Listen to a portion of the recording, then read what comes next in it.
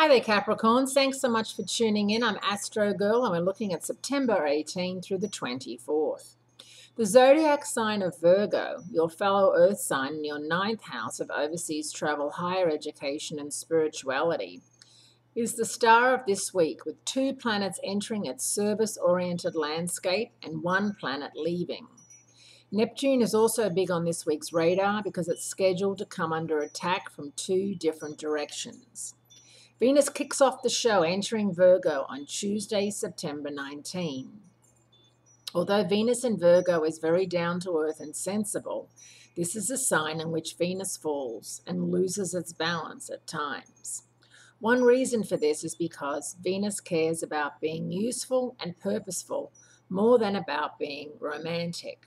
The other reason is that because Venus in Virgo's goal is perfection, this is a time when we can be critical, worrisome, and hard to please. The upside is that Venus in Virgo makes us want to display a pure beauty with a perfect figure. So it's a great time to hit the gym or get a facial.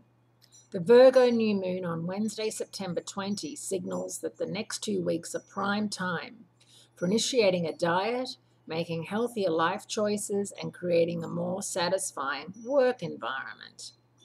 On Friday, September 22nd, the Sun leaves Virgo and moves into Libra. This movement creates the third seasonal marker in the calendar year, the first day of fall for the Northern Hemisphere and spring for the Southern, depending where you live. It's another equinox like we had back in March, a day when the hours of the night and day are equal. Libra is the sign of the scales.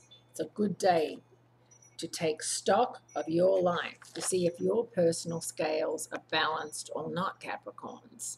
This may be harder than you think because changeable and hard to read Neptune is scheduled for 2 oppositions this week that could throw you off your game. The first one comes on Tuesday with an opposition to Mercury that could create a confusing brain fog. Because Mercury-Neptune oppositions are known to be times when you miss important details, your best defense is to try to be as clear and honest as possible in all your communications. The other hit on Neptune comes from Mars on Sunday, September 24th, and it's just as tricky.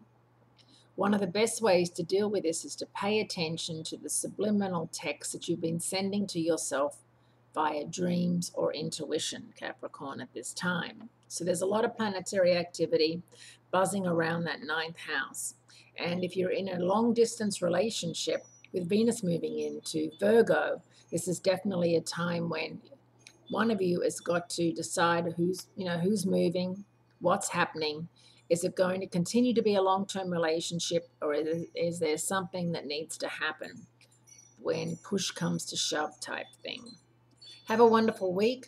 Great speaking to you, and I do look forward to speaking to you again next week, Capricorns.